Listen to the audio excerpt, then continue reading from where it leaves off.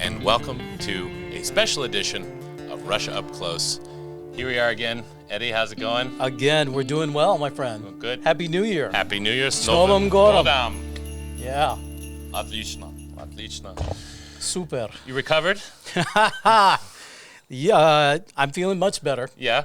I'm not fully recovered, as maybe there's still some congestion going on. But let me tell you, this flu season in Russia, whatever it was, those viruses, oh my gosh. Yeah. Yeah. Good times. Very good times. But we're doing well. Brand new year, 2026. We're happy to be here.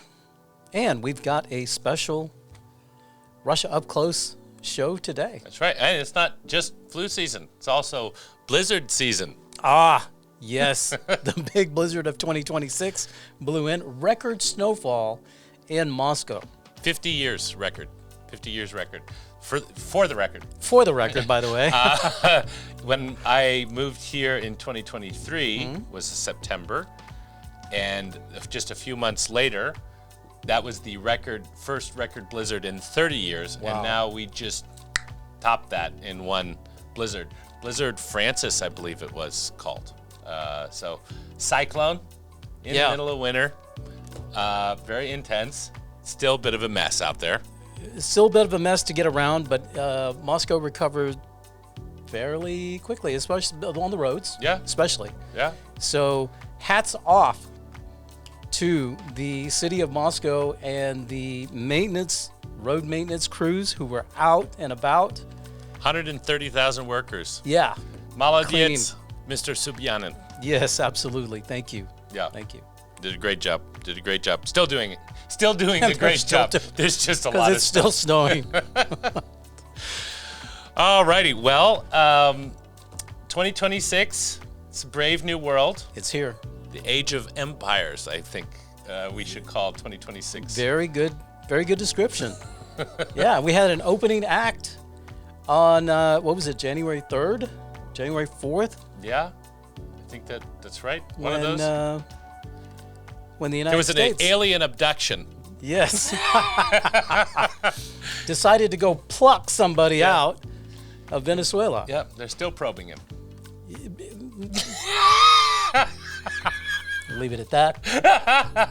There are still a lot of unknowns about that operation. There's a lot of drama, a lot of that is quieted down in the news cycle about that. If you notice, especially in the West, in America, your news cycle's about 15 minutes long, maybe 24 hours.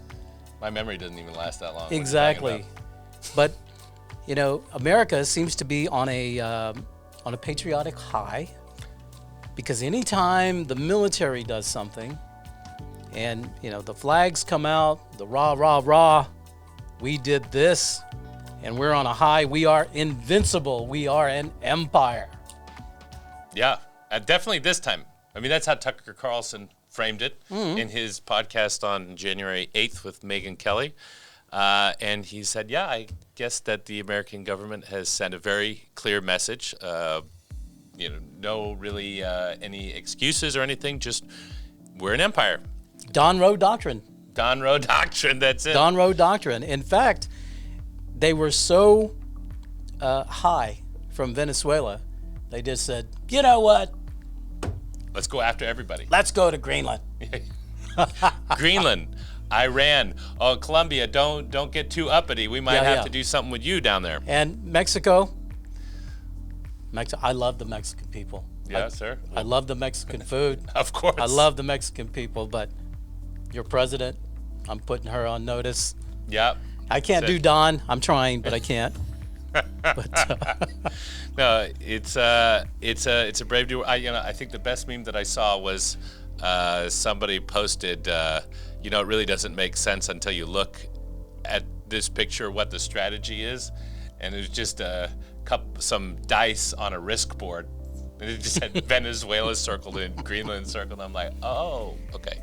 I'm not saying I agree with it. I'm just saying, well, actually, that does make more sense if your worldview is a risk board. Yeah, and not unprecedented for the United States to go and grab territory, as they have 14 territories.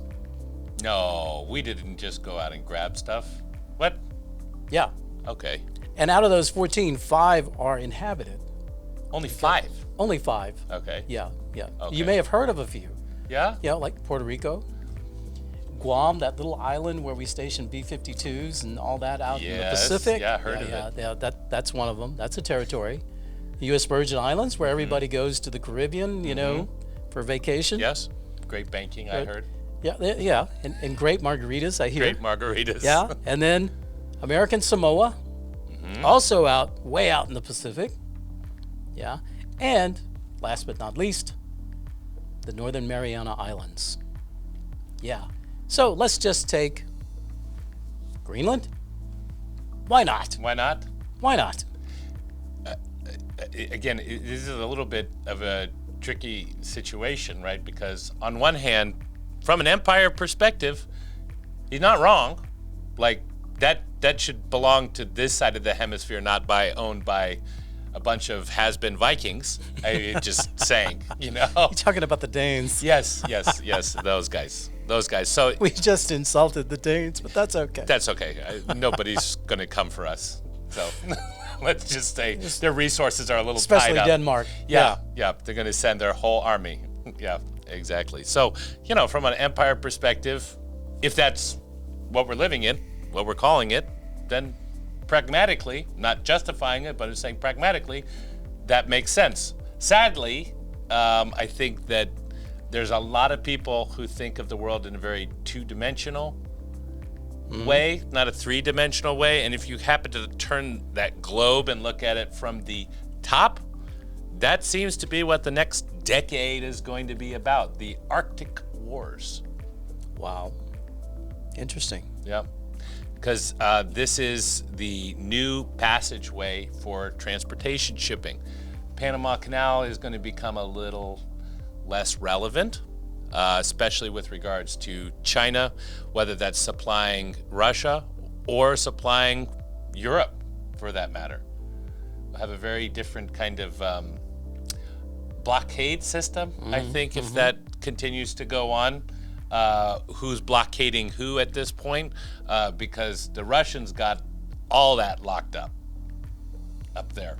And I think this is part of the reason why Donald is putting so much emphasis on Greenland. So again, not an unreasonable, from a very pragmatic perspective, approach. But yeah, definitely a lot of varied opinions. And not only when you're talking about the Arctic, there's also talk about connecting Russia and America through Alaska and the Bering Strait. Come on, Elon. Yeah. So Elon's going to do it. his boring company. Yes. Such a bore. Such a bore. Let's not talk about it anymore. Such a bore. So this is the new approach now. I think Megyn Kelly also said, Don has discovered this incredibly efficient thing called the U.S. military. He's dying to try it out. He's already pushing for a 50% increase on top of the trillion that was already allocated for the U.S. defense budget. And so, I guess we're gearing up for wars. That wasn't the platform. As I recall, I thought we were going to have all this peace. $1.5 trillion budget. My question is, where's that money coming from? Oh, it's coming from the printing press. Yep. That's where it's coming from. That's right. Yeah. So I guess it's a race against time. Which fails first, the copier or the... I don't know what happens. Yeah, very good, interesting question. Does China manufacture the ink for the dollar bills, or is that manufactured in the United States? Does anybody out there know? If you know, drop it down in the comments. I'd like to know. Yeah. Where's the ink made? It's a good question. That's a lot of ink. It's a lot of ink. That's a lot of ink. Thankfully, we don't have to print too much of it anymore. Now we got the zeros and the ones to do it. Yeah, for us, ones and zeros now. Ones and zeros. That's all it is anyway. I don't know. Anyways, it's interesting. To your point, Eddie, it's great that ask the audience. I'm curious to know what people think the future is going to look like in the next 10 years.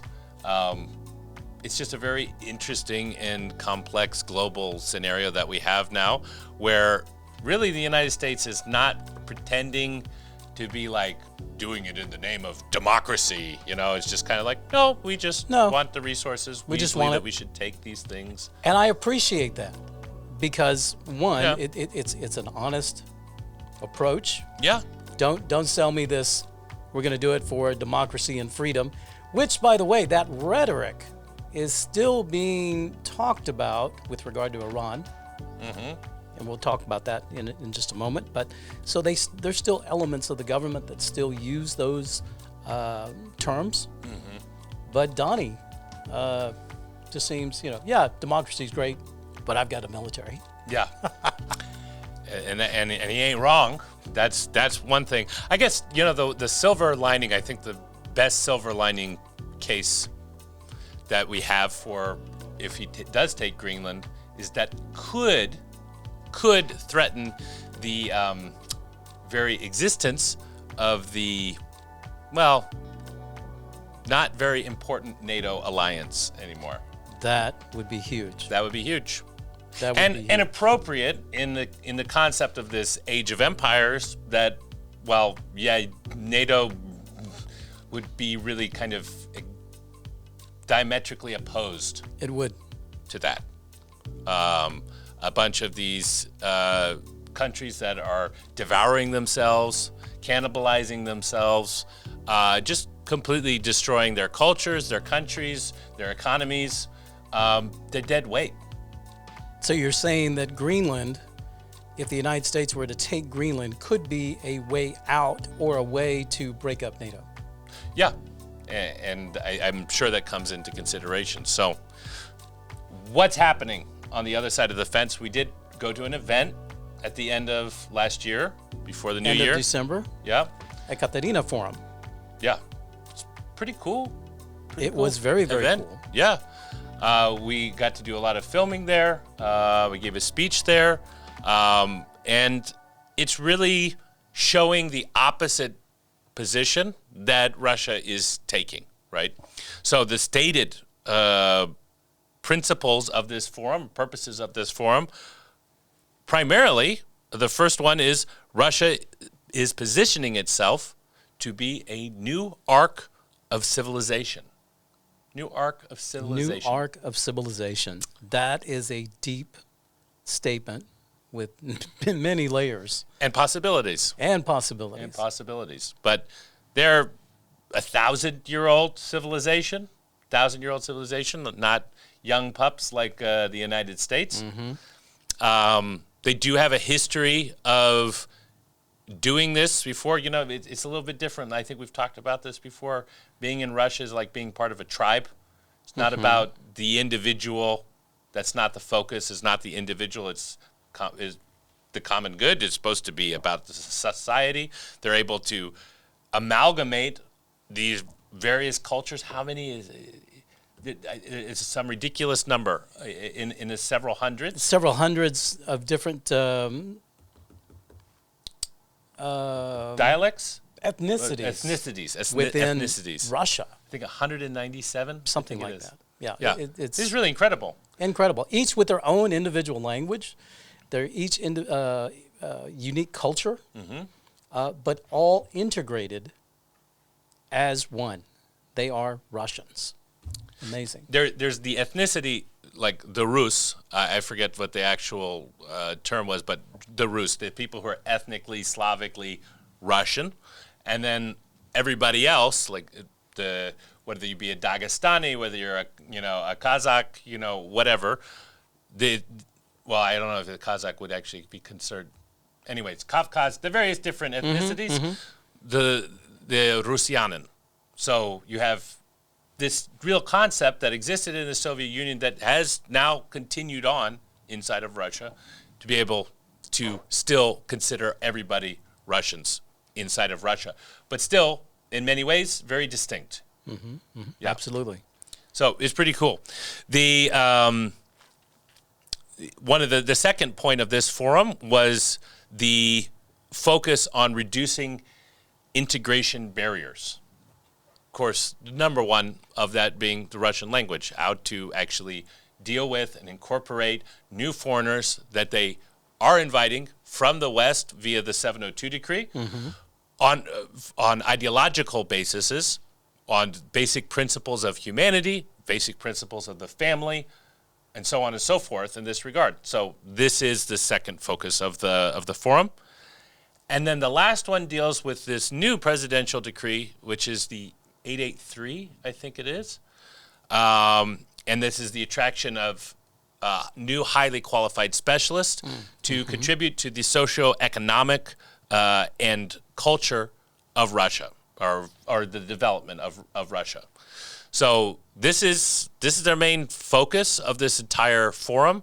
This is a very high priority on the list of the government's priorities, and why these presidential decrees continue to come out in regards to this immigration. Well, we're going to give you a little collage summary and the recording also of the speech that I gave at the conference.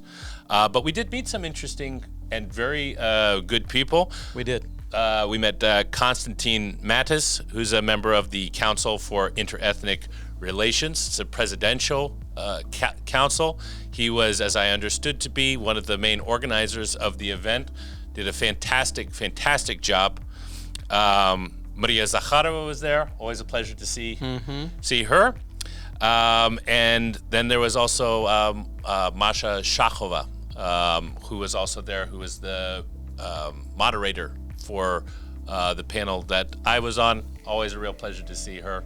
And she's going to join us on Russia Up Close very soon.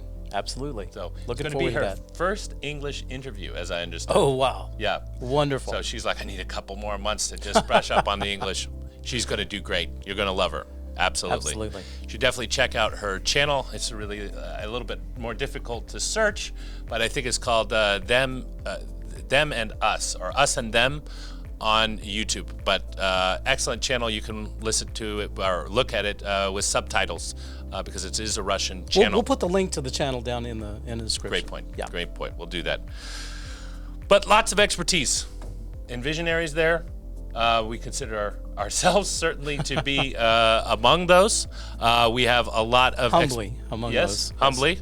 But certainly we believe that we have a lot to offer in this regard with regards to media and being able to help bridge this gap between Westerners who are interested in a healthy future and Russia itself, who is picking this direction right now. And we're ready to help in whatever way we can, as we are already trying right now by providing this content to you. So, with no further ado, Let's get on with it. Let's do it.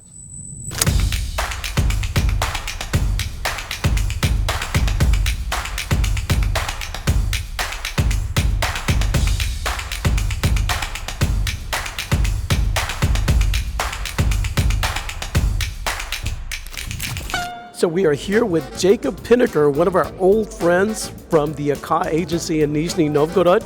And we're here at Ekaterina Forum 2025. And you were a speaker in one of the forums. Tell us about that. Well, first of all, hi. Hello. It's always a pleasure to meet you, and you're always there where you have to be. What I really like, first of all, if I point the finger on me, that this kind of events are giving, like for people like us, the opportunity to speak out what you think, to talk about what we are doing, and we are all very active. I mean, not only the OKA Agency, but also your ideas, what you're doing, and this is first, so we are getting some kind of a platform to express ourselves. This is what I really like. Second is, there are lots of foreigners here. Of course, a lot of Germans. I have to say I like it as well. But More than one. yeah, I'm one and then the others. And we have some people, what I like is the foreigners from Germany, from everywhere, from abroad, but also people who live here already. And you know, when I arrived like few hours ago, only friends everywhere. From Canada, from US, from France, England, everywhere. And these people are like it's like a small community already. but a very active community who is expressing, talking about their opportunities and their activities. So this is what I really like. And then the other side of the medal is, of course, that this forum is like based on history. Ekaterina, also German again. Absolutely. And you know, this is kind of history is repeating.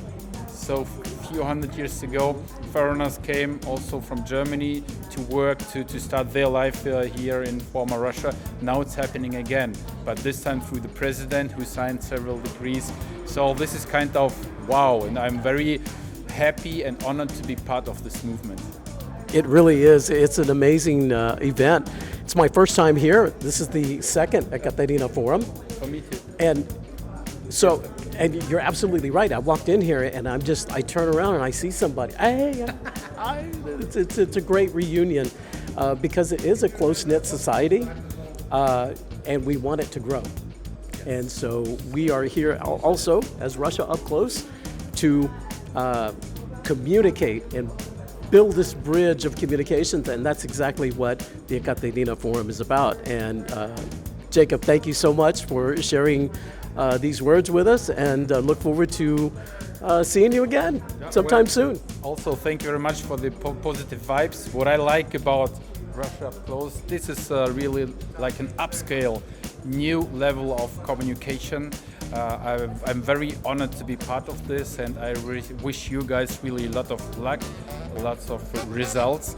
But you have a lot of talents and you have a lot of ideas, and I'm convenient and I'm very sure that you are going to make it. Thank you very much. Thank you so much, Jacob. Forum 2025, and I walk in the halls and I ran into Yakob, who's from Turkey, and he said, "Hey, I'm a big fan of your show." And I was like, wow, we've got a fan here at Ekaterina Forum. And so, Jakob, thank you so much for agreeing to speak to us. Tell us a little bit about yourself and how did you find our show? Oh, that's really amazing. I watch your show and I really enjoy. You make really great job, and it's really long time. I watch your show, and actually thank you for amazing show and good job. Thank you so much for that. And Jakob, how long have you been here in Moscow? That's almost 15 years. Yeah, I just came to study Russian for 1 year, and then I saw a lot of great things. And while I'm a teacher, and I started my own project, like teaching Turkish, and then I found myself in Moscow like 15 years, and it's really amazing. I like it. Wow, that's amazing. What part of Turkey do you come from? It's Nevşehir. It's called like Cappadocia, but my family lives in Izmir right now. Wow.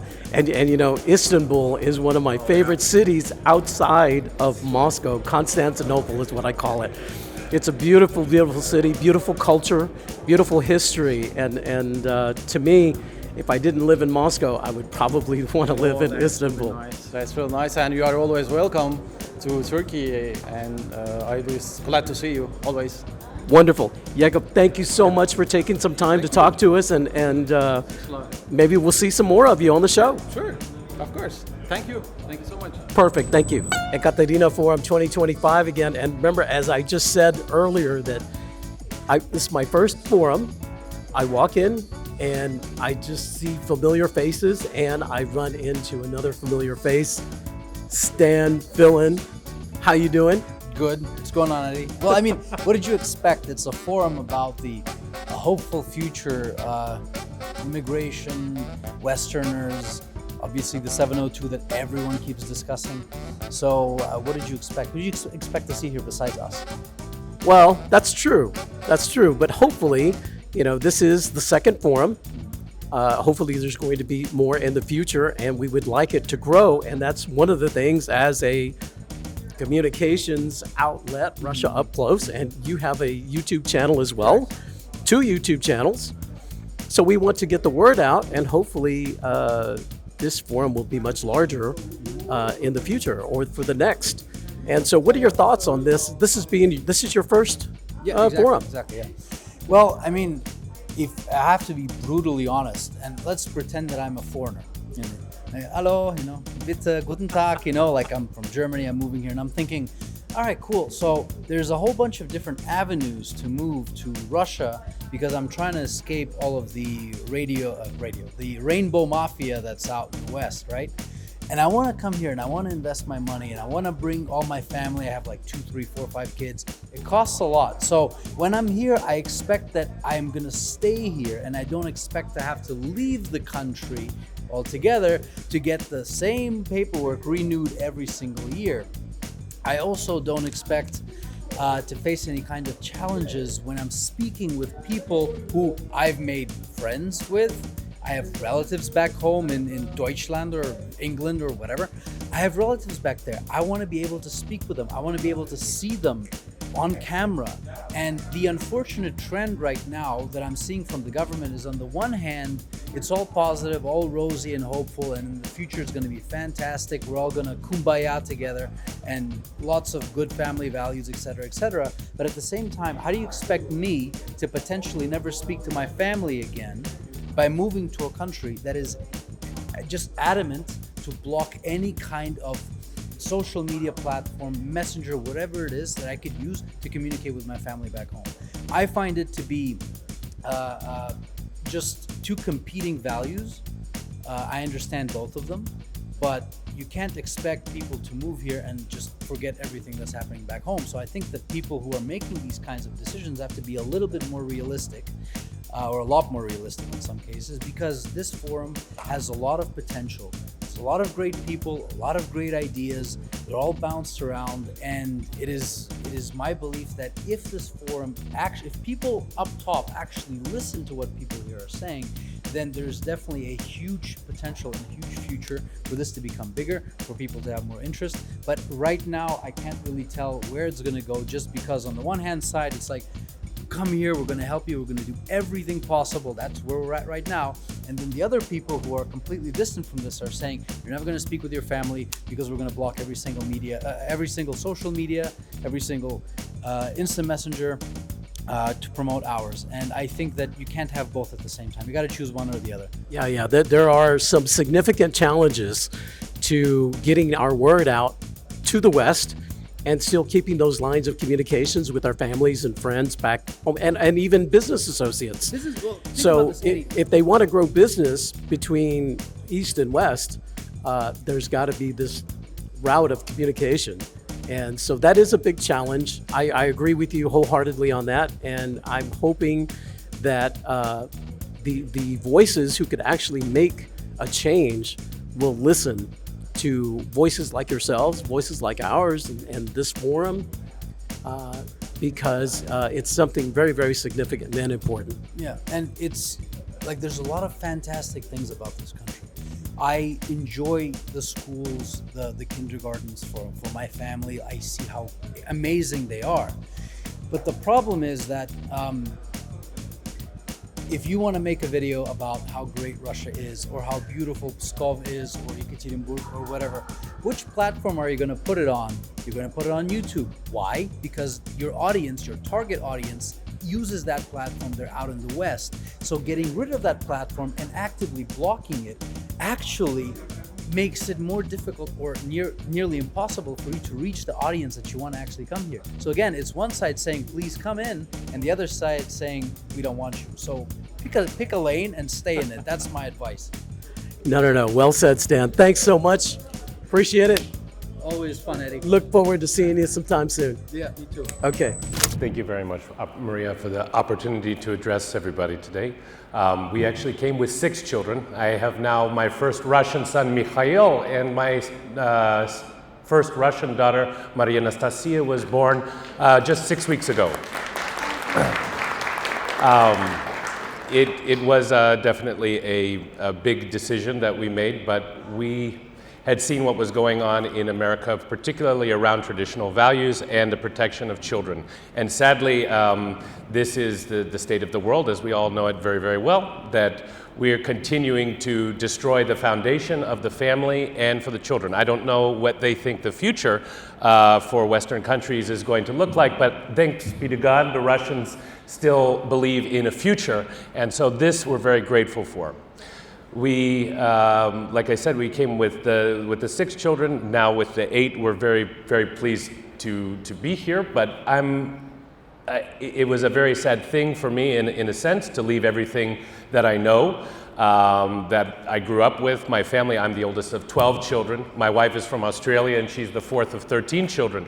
And so we have always believed in these traditional values, and we look around us in the Western countries that we lived in, and wow, all of a sudden it's not even our own home, but this is something that is now despised in the West. Things that people will come into my wife and say, oh my goodness, why do you have so many children? Don't you have a TV? Don't you do anything else for fun?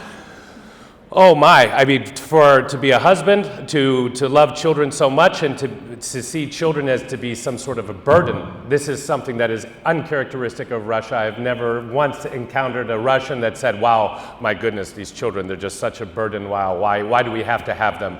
No, this is something that I walk on the streets with my wife in complete safety in Moscow, by the way, which is completely unfamiliar to me, to walk with so many children. But I don't think that you can appreciate fully until you have your own families yourselves how much just a little encouragement goes. When I walk down the street and I see a babushka and a grandfather walking down the street, and they see us from across the road, they see all the children, Molodets! This invigorates you. This gives you a sense that you want to keep going, that you want to support humanity, you want to give the glory to God. This is what we want to continue to do. And this is something that we've only been able to find inside of Russia. So I beg you, I know all of you Russians, you are truly survivors. Your history proves it, that no matter what, Russia continues to go forward. So please never forget these tremendous values that you protect here. I talk all the time about Russia to Russians, and sometimes they're like, okay, Joseph, it's not paradise, okay? Look, calm down. But I have to tell you, just to have a normal society, this on earth is heaven enough. This on earth is heaven enough, and I'm very grateful to each and every one of you. Thank you. So, what do we see there? Well, first of all, I think it's absolutely wonderful because it shows that Russia has a vision for the future. Yes. And what they're trying to do is map out a roadmap to get there. And they do realize that they need people to do this. So there are initiatives to help to increase the birth rate within Russia, but this is a generational change. So we're looking at time, 20, 30 years. What can you do in the meantime? What can you do now? And what we can do is attract those people with the same types of values who can come and contribute to Russian society in a positive way, and who also to attract those people who are looking for an arc of civilization because maybe they don't feel quite welcome or maybe at home where they currently live and are looking for a brighter future for their family in the years and the decades to come.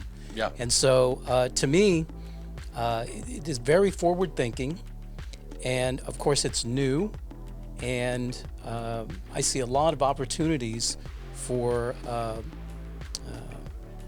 assistance to Absolutely. people who may want to take this path and this journey that Joe and I have taken to move to Russia.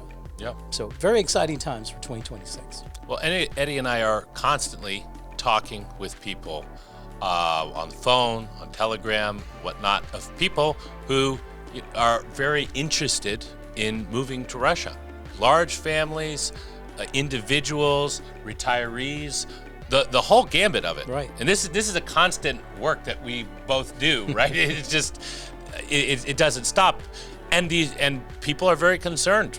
Back at least we can say in the States, because I'm not talking to a lot of French people or a lot of German people because I don't speak either language, obviously. But from the American side, this is something that's very, very plausible to a lot of people that we're talking with, and every single person that you're talking to, right? They really want to they introduce themselves right now, but it's like, kind of like, I don't know who's listening on to the this other side of, conversation, locally in their own country, right? But very concerned about the privacy and not having to tell people that they're going. We're just gonna leave Is it okay quietly. to openly discuss the possibility of maybe moving to Russia? Yeah, absolutely. And some people, they're already well on their way, and they're you have somebody who's coming very soon. In just a few days. Yeah, just a few days. Just a few Whole days, a family. large family. Yeah, beautiful.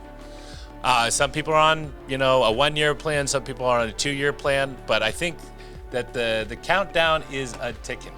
I think that definitely what a lot of Trump's promises have been, those weren't kept. We're going in a different direction. I think he's made that fairly obvious. This is not what a lot of people signed up for. Again, I'm not saying it's right or it's wrong, just saying it's not the bill of goods that they were sold. And I think that there's still like a general, okay, despite the fact that this isn't what we signed up for, we still feel like, at the very least, at the end of this term, it's just a big old question mark. Yeah. What happens now? Who's going to take over the kingdom? This is Who's going to take over the kingdom, and what's that kingdom going to look like? Because, and of course, we've had many conversations about this, that the type of changes that we as Americans, and I'm sure hundreds of thousands, if not millions of you, think the same way. A lot of the changes that need to occur in America are going to take a generation at a minimum. At a minimum. To see that change come. And it's quite difficult to do that when every 4 years you have a possible change to the keys of the kingdom. And so... Well, and this is a fantastic point that you bring up, Eddie, that with regards to the generation, I think it's going to take a generation just to pick a direction. Sure, I think it's going to take a generation just to pick a direction. The Russians have gotten to a point where at least ideologically, they know the direction, they've chosen the direction that they want to go in, right? So these are the points, this is the focus, this is the stated reason for moving in this direction, right? America is still kind of fumbling with what are we doing here? I'll just give you this as an example. Sorry to continue to pick on the Don, but he comes in and everybody's like, yay, a man is a man and a woman is a woman. See, look, we said it. It's like, this is the guy who was literally held a party at Mar-a-Lago when Joe Biden passed the gay marriage bill, and Donald Trump is like, no, that was me. I set it up for him. He just, signed it. And he's waving his LGBT flag at Mar-a-Lago. Did not, 3 years ago? And to that point, every time you have a change of keys to the kingdom, whoever it is, in this particular case, it's Donald Trump. He spent the first, I think he's still doing it now. I am undoing what Joe Biden did. No. Let's go back another 40, 50 years. Can we change everything that went wrong 40, 50 years ago? Okay, Joe Biden, it was just a blip on the radar. Yeah. Blip on the radar. So, and of course, if a Democrat wins in 2028, takes office, you're going to hear the same narrative. I'm going to undo all the damage that Donald Trump did. Okay? And until American political system can reinvent itself, because it will have to reinvent itself, to move beyond blaming the other guy, the previous guy, and actually sit down and map out. It's like, okay, guys, we're in a mess. It doesn't matter how we got here or who's to blame for it, but let's just acknowledge the fact that we're in a mess. Where do we want to go? Okay, we want to go here. Okay, how do we get there? How do we get there? When is that conversation going to happen? That's everybody waits for it, and everybody waits for the next 4 years. Well, it's going to be the next guy. The next guy is going to come in, and he's going to sit down and have that conversation. No, I'll tell you who will make that conversation happen. And that conversation starts at the dinner table, at the coffee table, amongst your friends and your family and your relatives. That's where it needs to start. And then eventually it will get there.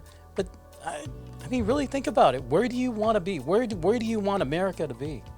Where do you want it to be as part of a global neighborhood? Think of it that way. And it's true. I'll take one issue with that, is to say I don't think that we're in the situation where the population gets a choice in it. No. I think no. There's no the American choice. government has chosen for everybody, and you can be for it, you can be against it, doesn't matter. It's picked, it's chosen. Their direction is, we're going to keep spending money, we're going to keep expanding, we're going to keep bullying. These things are all true. And again, ambivalent to the right or wrong for this point. The question is, do you want that for your children's future, your children's children's future, or do you want maybe something different? Try something else out. That's the conclusion That's that I basically came to, what it yeah. comes down to, and that's the choice that you made. I came to that realization, but that's not why I made the choice to move here. Right. But once I moved here and realized, I was like, oh, yeah, this is the future right here. I think so.